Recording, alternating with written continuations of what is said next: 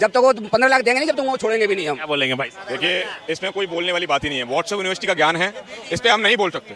इसका विकास कर दिया भैया, 2 करोड़ रोजगार हर साल बोला था, वो हमने देख लिया। बेटी बचाओ बेटी पढ़ाओ हमने मणिपुर में देख लिया। क्या करा है आम जनता के लिए? क्या करा है? नहीं दिखा ना, केवल अडानी अंबानी के लिए करा है भाई, आम आदमी के लिए नहीं करा है। अडानी अंबानी देश चला रहे हैं, वही पहले भी थे, वही अडानी अंबानी पहले भी था भाई। तबाही होते होते तबाही नहीं दिखेगी हिंदुस्तान में, और ये अंधभक्ति है, इसकी दवाई नहीं मिलती। अंधभक्त नहीं, हम अंधभक्त हैं, गोबर भक्त भी हैं, लेकिन तुम लोग चमचे भक्त हो, चमचे भक्त हो। पेट्रोल जो है मोदी लाया और कोई नहीं लाया। मोदी जी लाए। ना है और अब के बार 400 पार। अब की बार 400 पार। कोई बात नहीं जी, इन्हें नारा लगा देने दीजिए, अब की बार 400 पार। रही बात वही अभी आपने जो बात करी थी कि 140 करोड़ जनता को अगर वो अपना परिवार मानते हैं तो इस घटना पे भी उन्हें खेद जताना चाहिए था ना। ये दुर्भाग्यपूर्ण घटना है। बिना किसी का नाम लिए, बिना किसी से सिर्फ एक लाइन का ट्वीट तो हो सकता था, ये घटना दुर्भाग्यपूर्ण है। मोदी जी को कहना चाहिए था ना, या मोदी जी की आर्मी को कहना चाहिए था, किसी को भी कहना चाहिए था, लेकिन उन लोगों को भी नहीं कहा। तो कहाँ से फिर वो परिवार मानते हैं? आपके परिवार के सदस्यों के साथ ये इस तरह की हरकत हो रही है तो आपने क्यों नहीं इस बात को संज्ञान लिया? सीधी सी बात है बस। लेकिन सर 400 पार का नारा जो दे रहा है वो सक्सेस होता हुआ दिखाई दे रहा है। मीडिया में रुझान जो आ रहे हैं तो वो ये है कि 300 प्लस सीट मोदी जी को दिखा रही मीडिया भी। वो कब नहीं दिखाती मीडिया। आप आज 10 साल हो गए इस बात को होते होते लगातार, जब से मोदी जी सत्ता में आए। मीडिया जी ने मोदी जी के खिलाफ कोई खबर चलाई है कभी भी? कभी भी कोई खबर चलाई है मीडिया ने मोदी के खिलाफ? बताता हूँ, मीडिया ने खिलाफ की मैं नहीं बात कर रहा। अभी 3 राज्यों में पीछे चुनाव हुए थे, मीडिया ने दिखाया ना कि इंडिया गठबंधन विपक्ष जीत रहा है, ये नहीं दिखाया। वहाँ पे भी बीजेपी को जिता रहा था। टक्कर चल रहा है, सब जगह चल रही थी, सारे एग्जिट पोल में यही दिखाया जा रहा था। छत्तीसगढ़ जिता रही थी, MP जिता रही थी मीडिया। हाँ, छत्तीसगढ़ जिता रही थी, बिल्कुल सही कह रहे हैं आपने। छत्तीसगढ़ का उनको जबरदस्त भुलेखे में डाल के और छत्तीसगढ़ आपके हाथ से छीन लिया गया। वो जनता ने छीना है सर, मीडिया ने नहीं छीना। नहीं, वो जनता ने नहीं छीना, वो EVM ने छीना साहब। अब इसी मुद्दे पे वापस आएंगे, आप कहोगे कि फिर EVM का रोना लेके बैठ गए। मैं इसी मुद्दे को बार बार उठाता रहूंगा। ये सब EVM की कहानी थी, और जिस वजह से परसेप्शन पहले से पहले बना दिया गया कि हाँ इस बार तो टक्कर में है। विपक्षी जो है वो चिंता मुक्त हो गए, विपक्ष के फेवर में खबर चला दिया, अरे चिंता ना कर, तुम तो जीते ही पड़े हो यार। वो आराम से निश्चिंत होकर बैठ गए, और बाद में जब खेला हो गया, जमीन नीचे से खिसक गई, तो उन्हें पता चला कि ये हुआ क्या। यही परसेप्शन अब चलाया जा रहा है कि इस बार तो 300 पार है, 350 पार है, 400 पार है। पहले से पहले लोगों के माइंड में नैरेटिव सेट कर दिया गया है कि बीजेपी इस बार 400 पार है, 400 तक जा सकती है। उसके बाद EVM में हेराफेरी हो जाए, कुछ भी हो जाए, तो वो तो यही कहेंगे देखो हमने तो पहले ही कहा था जी 400 पार है, हो गए 400 पार, बात खत्म। सर आपका दिल नहीं तोड़ना चाहूंगा, लेकिन आप रोना रोते ही रहेंगे सर, क्योंकि राहुल गांधी भी नहीं बोलते हैं इसके लिए, और कोई भी नहीं बोलता। मल्लिकार्जुन खड़गे नहीं बोलते हैं। मल्लिकार्जुन खड़गे जी ने आवाज उठाई है, अखिलेश यादव जी ने आवाज उठाई है। और रही बात उनके कांग्रेस की, तो दिग्विजय सिंह लगातार इस मुद्दे को उठाते हैं। कांग्रेस में ही उदित राज हैं, वो लगातार इस मुद्दे को उठाते हैं। ऐसा थोड़ी कि ये मुद्दा नहीं उठ रहा, कोर्ट पे भी मसला चल रहा है। नृपेंद्र मिश्रा जी हैं, उन्होंने कोर्ट में पिटीशन डाली हुई है। भालू प्रताप है वकील, उन्होंने डाली हुई है। महमूद प्राचा उन्होंने डाली हुई है। मुद्दा तो उठ रहा है ना लगातार कहीं ना कहीं, ऐसा नहीं है कि मुद्दा नहीं उठ रहा। मुद्दा ही उठता रहेगा सर, लेकिन बीजेपी फिर चुनाव जीत जाएगी 24। सर ये दुर्भाग्य होगा अगर इस बार भी बीजेपी चुनाव जीतती है, तो ये देश का दुर्भाग्य। भाग्य क्यों है सर? जनता तो वोट कर रही है ना। अब मैंने कहा ना, जनता अगर वोट कर रही होती तो फिर भाई साहब ये सड़कों पे जो बैठे हुए किसान हैं, ये क्या उन्हें वोट दे रहे हैं? हाँ, ये क्या उन्हें वोट दे रहे हैं? नौजवान सारी सड़कों पे ये उन्हें वोट दे रहे हैं, किसान सारी सड़कों पे ये उन्हें वोट दे रहे हैं? नहीं दे रहे। हर जगह से नौजवान परेशान, किसान परेशान, छात्र परेशान, महिलाएं परेशान, पुराने जो पेंशन धारक हैं वो परेशान, और जो सैनिक है जवान वो परेशान, जिन्होंने सैनिक सेना में अप्लाई करा था वो परेशान। लाखों करोड़ों की तादाद में आप देखो जनता परेशान है, तो इन्हें वोट कहाँ से मिल रहा है? EVM माता की कृपा से मिल रहा है। ठीक है, मोदी जी बहुत बढ़िया नेता हैं, मोदी जी का जबरदस्त डंका बज रहा है। इस बार का चुनाव हमारे जैसे छोटे छोटे लोगों की बात समझ के आप मान लो कि हाँ जी इस बार का चुनाव हम बैलेट पे। आप आपके अकेले ही क्यों बात मान लेना? 20 करोड़ जनता तो कम से कम बोले। क्यों नहीं बोल रही सर? आप ये एक अकेले शर्मा जी की बात मानेंगे मोदी? नहीं, एक अकेले शर्मा जी की बात नहीं माने। चलो जंतर मंतर पे आपने देखा प्रदर्शन में हजारों लोग जुटे थे, लगातार बातें उठ रही हैं। हर राज्य में EVM के बारे में बात उठती है, हर जगह बात उठ रही है। क्यों नहीं उठ रही सर? कहीं ना कहीं तो किसी ना किसी को तो मुद्दे को उठाना ही पड़ेगा ना। जनता उठा रही है, मैं अकेला नहीं उठा रहा, और लोग भी उठा रहे हैं। जंतर मंतर पे आप कवरेज करने गए थे, देखा था आपने, हजारों लोगों की भीड़ जमा थी। ऐसा थोड़ी है कि मैं अकेला इस बात को कह रहा हूँ, दुनिया कह रही है इस बात को। तो और सीधी सी बात है, घपले आपके सामने ही आ रहे हैं। EVM में जब भी कोई घपला पकड़ा जाता है, जब भी EVM में चोरी पकड़ी जाती है, जब भी EVM में हेराफेरी पकड़ी जाती है, बटन कोई दबाते हैं तो बत्ती जलती है कमल के फूल पे। उसे कह दिया जाता है कि EVM खराब है, कोई बात नहीं हम EVM बदल देंगे। तो ऐसा क्यों होता है कि हर बार वो बत्ती कमल पे ही जलती है? नोटा पे क्यों नहीं जलती? BSP पे क्यों नहीं जलती? हाथ पे क्यों नहीं जलती? आम आदमी पे क्यों नहीं जलती? किसी निर्दलीय पे क्यों नहीं जलती? हमेशा यही वीडियोस के सामने आते हैं कि बटन दबाया किसी और पार्टी का, बत्ती जली कमल पे। ऐसा क्यों होता है? इसका मतलब हेराफेरी है ना, बस। लेकिन सर अभी 100 रुपये और कम कर दिए गए सिलेंडर पे सर। बस वो क्या कहूँ, अब सीधी सी बात है, चुनाव आ रहे हैं नज़दीक, जैसे जैसे चुनाव आएंगे अभी तो पेट्रोल के भी रेट डाउन होंगे। आप एक वो बड़ा पुराना किस्सा है इस बारे में कि वो अक्सर ये सुनने में आता है। एक गांव में एक सेठ के यहाँ बेटी की शादी होने वाली थी, ठीक है जी। लोगों ने वहाँ पे मुखबरी कर दी, डकैतों को जो है वो खबर भेज दी कि यहाँ पे बहुत धन गड़ा हुआ है, आप जाके लूट लो। उसके बाद वो पहुँच गए, डकैत वहाँ पे लूटने गए। ठीक है जी, लूट लाट के वापस आए, उसने अपनी जो है बेटी की शादी एक्सटेंड कर दी कि चलो मेरा तो सारा लुट गया, कोई बात मैं अगली बार करूँगा।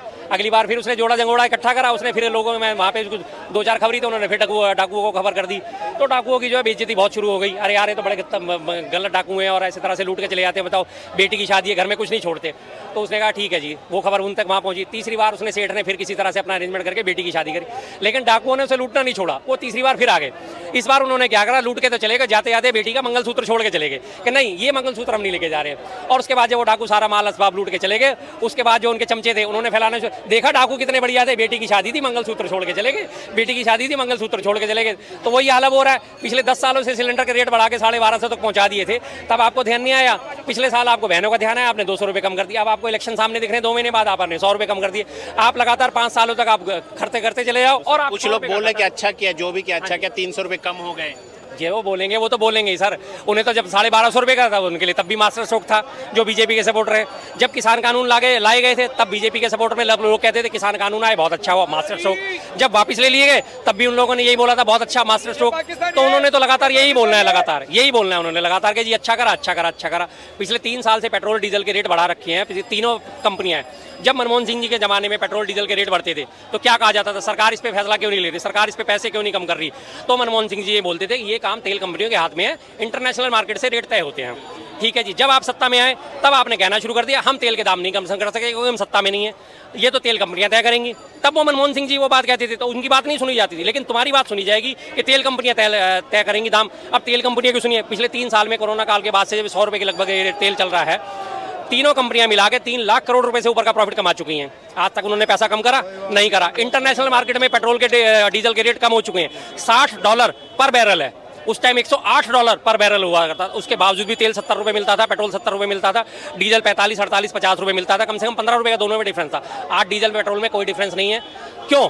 जबकि $60 पर बैरल हो चुका है, उसके बावजूद भी आज तेल के दाम नहीं घटाए जा रहे। क्यों नहीं घटाए जा रहे? आप कहते हैं कि नहीं तेल कंपनी, और अभी 10 रुपये कम होंगे। तो आप अखबारों में देख लेना, मोदी जी ने 10 रुपये पेट्रोल में कटौती करी, तब वो कहाँ चली जाती है परसेप्शन, तब वो तेल कंपनियां पीछे हट जाती हैं। मोदी जी हर मंच से दावा कर रहे हैं कि इस देश में सिर्फ मोदी की गारंटी चली, किसी पार्टी में किसी में हिम्मत नहीं है कि हरा सके। बिल्कुल सही कह रहे हैं, मोदी जी की गारंटी चलती है। मोदी जी की गारंटी के भी आपको मैं बताता हूँ उदाहरण।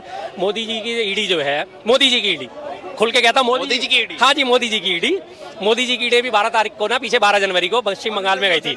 तापस राय वहाँ पे जो है पश्चिम बंगाल में तृणमूल कांग्रेस के नेता थे, उनके यहाँ छापा पड़ा 12 तारीख को। उसके बाद वो जांच शुरू हुई। अभी पिछले हफ्ते उन्होंने जो है बीजेपी ज्वाइन कर ली, वो जांच वहीं की वहीं खत्म हो गई। ये मोदी जी की गारंटी है। मेरे खिलाफ बोलोगे ईडी भेजूंगा, ईडी भेज दी, आप प्रेशर में आ गए, मेरी पार्टी में आ जाओ, मामला खत्म, गारंटी है, फिर तुम्हें कोई हाथ नहीं लगा सकता। अजीत पवार का केस बंद कर दिया गया, छगन भुजबल का केस बंद कर दिया गया। ठीक है जी, ये मोदी जी की गारंटी है। आप भ्रष्टाचार कर लो, दूसरी पार्टी में रह के कर लो, लेकिन मेरी पार्टी में आप शामिल हो जाओ, उसके बाद तुम्हारे को ना ईडी हाथ लगाएगी, ना आईटी हाथ लगाएगा, ना सीबीआई हाथ लगाएगी, कोई हाथ नहीं लगाए। मोदी जी की गारंटी ये है। लेकिन विपक्ष में किसी ने आवाज उठाई तो अगले दिन उसके घर पे ईडी पहुंचना तय है। ये तो शुक्र है मैं बहुत छोटा व्यापारी हूँ, अगर मैं कोई बड़ा व्यापारी होता और मैं इस तरह से बोल रहा था तो ज्यादा बोल रहे हैं, आपके घर पे ईडी पहुंचेगी, मेरे घर पे भी ईडी पहुंच जाती। हकीकत है ये बात। मोदी जी दावा करें ना विकसित भारत बनाना मेरा संकल्प है, 2047 तक विकसित भारत बनेगा। बिल्कुल जी, अच्छी बात है, विकसित भारत बने, हमें कोई आपत्ति नहीं है। हम भी चाहते हैं भारत विकसित आए, लेकिन आपने देखा वर्ल्ड बैंक ने अभी इसको भारत को विकासशील देशों में से भी तमगा हटा दिया। घाना, युगांडा, नाइजीरिया, इनके लेवल में रख दिया है उसने हमें। हम विकासशील देश का टैग भी हट चुका है हमारे पैसे, मालूम है? कहीं मीडिया में आपको नहीं मालूम चला होगा। अभी 2 दिन पहले की ये घटना है, अभी कल से वो थोड़ी सी लाइमलाइट में आनी शुरू होगी। अभी इसके ऊपर धीरे धीरे डिबेट होनी शुरू होगी। विकासशील देश का भी तमगा हट गया और आप कह रहे हो मैं विकसित भारत बनाऊंगा। आपके पास कोई रोड मैप है? आप भारत के विकसित भारत कब बनाओगे? जब आप लगातार भारत में कोई निर्यात की चीज़ें बढ़ाओगे, नई फैक्ट्रियाँ खोलोगे, नए कारखाने खोलोगे, निर्यात आप अपना बढ़ाना शुरू करोगे, जीडीपी बढ़ाओगे। जीडीपी आप बढ़ा रहे हो किस तरह से? कर्जा ले लेके। आपने जीडीपी अपनी बढ़ानी थी, जीडीपी आप बढ़ाओ, बिल्कुल हमें खुशी होती है सर अगर हमारा भारत बढ़ता है। हमें मोदी जी से, बीजेपी से कोई पर्सनल दुश्मनी नहीं है, लेकिन जिस तरह की आज उनकी नीतियां हैं देश को खोखला करने वाली। ना तो रहे, पहले 10 पे था मनमोहन टाइम में, अब 5वीं हो गया है। बिल्कुल 5 में हो गया, लेकिन 10 जब था तब हमारे ऊपर विदेशी कर्ज कितना था? मात्र 55 लाख करोड़ रुपए। आज आप 5वें नंबर पे तो उसे लिया है आपने। विदेशी कर्ज कितना बढ़ा दिया? 150 लाख करोड़ और बढ़ा दिया। पिछले महीने IMF की रिपोर्ट आई है कि विदेशी कर्ज बढ़ा के 205 लाख करोड़ का कर्ज हमारे ऊपर चढ़ चुका है। आप कर्ज भाई साहब लिए अपने लिए थोड़ी ले रहे, विकसित करने के लिए ले रहे हैं। विकसित करने के लिए, वो विकसित विकास दिखना है। आपने इतना मोटा कर्जा ले लिया, क्या आपको कहीं वो सड़कों पे, कहीं गांवों में, देहातों में, कहीं रेलवे में, किसी चीज में कहीं विकास दिखता है आपको? विकास हुआ कि नहीं भाई, ये बताइए। ये भाई साहब बोले हैं, बहुत अच्छी बात बोले हैं, बहुत ये ऐसा ही हो रहा है। जिस जो ये बात बोले वही काम हो रहा है। सरकार चेंज होना चाहिए मेरे हिसाब। किसकी सरकार आएगी? कांग्रेस के आना चाहिए। क्या लगता है 10 साल कैसे रहे मोदी राज के? कुछ खास नहीं रहे। खास नहीं रहे, क्या बोले जी? बोल रही है जनता सर, मैं तो जो बोल रहा हूँ वो तो बोल रहा हूँ, आपने जनता से भी पूछ के देख लिया। हकीकत इंडिया गठबंधन अपना पीएम का चेहरा क्यों नहीं ला रही? इतने सारे हैं तो किसी को तक सामने लाना चाहिए। ठीक बात है, गठबंधन हुआ है, गठबंधन में जिसकी जितनी भागीदारी, जिसकी जितनी हिस्सेदारी, जिसके पास जितनी सीट आएगी, पीएम का चेहरा भी तय हो जाएगा। कोई ऐसी बड़ी बात नहीं है कि पीएम का चेहरा तय नहीं हो रहा तो हम उसे वोट ना दें। तो जनता तो चेहरा देखेगी ना, कौन चेहरा है इंडिया गठबंधन में। ऐसे तो बीजेपी में देखा तो मोदी जी हैं, लेकिन इंडिया गठबंधन में कौन है चेहरा, ये जानेंगे नहीं जनता। जनता तो पूछेगी कि कौन है चेहरा। देखिए ये मैंने बात सही है कि उन लोगों का आपस में भी तय नहीं हुआ है, लेकिन तय होने में कोई देर नहीं लगेगी। जिसकी जितनी परसेंटेज आएगी उस हिसाब से उस पार्टी का जो है चेहरा तय हो जाएगा, कोई बड़ी बात नहीं है। राहुल गांधी जी भी हो सकते हैं, खड़गे भी हो सकते हैं, और शशि थरूर भी जी हो सकते हैं। उधर से अगर गठबंधन से देखा जाए तो दूसरे गठबंधन की पश्चिम बंगाल से अगर सीटें ज़्यादा आती हैं, या लालू प्रसाद जी के यहाँ से सीटें ज़्यादा आ जाती हैं, और मायावती का तो खैर अभी वो तो गठबंधन से बाहर हैं, तेजस्वी यादव भी हो सकते हैं, कोई बड़ी बात नहीं है। कोई इसमें सारे के सारे काबिल लोग हैं। जब इतने सारे काबिल लोग मौजूद हों तो किसी एक को लेकर चलना कोई ऐसी समझदारी नहीं है, कोई ना कोई तय हो जाएगा। लगता है भाई साहब 24 में कौन आएगा? तीसरी बार आएंगे मोदी जी या फिर राहुल गांधी जी को मौका दिया जाएगा? तीसरी बार छोड़िए, अगर ये गलती से भी आ गए, मैं तो भाजपा के व्हाट्सएप यूनिवर्सिटी के छात्रों से भी बोलना चाहूँगा कि इस बार रोजगार पे वोट करो, अपने बच्चों की फीस भरने के लिए वोट करो, ठीक है। मोदी को हटाने के लिए वोट करो। अगर गलती से 2024 में मोदी आ जाता है तो आपके बच्चे स्कूल का फेस नहीं देख पाएंगे, केवल हिंदू मुसलमान में लटका के रख देंगे आपको, ठीक है। महंगाई बढ़ा देंगे, महंगाई ये लेवल कर देंगे अभी। अब फिर इनको घमंड हो जाएगा कि हमको सत्ता से कोई हटाने वाला पैदा नहीं हो, क्योंकि 2024 के बाद इलेक्शन ही नहीं होंगे देश में। मैं आपको इतनी बड़ी बात बता रहा हूँ, बड़ी बात बता रहे हैं। बहुत बड़ी बात बोल रहा हूँ। 2024 के बाद इलेक्शन ही नहीं होंगे, नॉर्थ कोरिया जैसा देश बना देंगे देश को, ये चुनाव ही नहीं होंगे। लोग तो कह रहे हैं ना, आपने अभी महंगाई के बारे में, लोग तो कह रहे हैं महंगाई नहीं है। दूसरी बात ये भी बोल रहे हैं कि जिस तरह से महंगाई बढ़ी है उस तरह से लोगों की आय भी तो बढ़ी है। मोदी जी बोलते हैं बेटी बचाओ बेटी पढ़ाओ, ठीक है। सबसे ज्यादा जीएसटी हिंदुस्तान में लगा हुआ है। इंग्लैंड जैसा देश फ्री एजुकेशन देता है, मोदी जी नहीं कर सकते हैं। बेटी बचाओ बेटी पढ़ाओ का नारा खुद देते हैं वो। अब वही हो रहा है मणिपुर में, वही हो रहा है हमारी पहलवान महिलाओं के साथ। और क्या हो रहा है बताइए? केवल और केवल अडानी का भला कर रहे हैं। 10 लाख करोड़ रुपया राइट ऑफ उसका कर सकते हैं, ठीक है। अजीत पवार जिसको बोलते हैं चक्की पी सिंह 70,000 करोड़ का घोटालेबाज, अगले दिन डिप्टी सीएम बना देते उसको। संजय सिंह आम आदमी पार्टी के राज्यसभा सांसद हैं, उनके ऊपर केवल आरोप है। जैसे कि अब किसी को भी आरोप साबित कर सकते हो। पीएमएलए जो एक्ट ईडी ने लगाया है वो किसी को भी आरोप बना दोगे, लेकिन उसको तो आप जेल भेज दोगे जो अडानी के खिलाफ बोलता है। और जिसके ऊपर 70,000 करोड़ घोटाला है उसको डिप्टी सीएम बनाए रखा है अपने महाराष्ट्र में।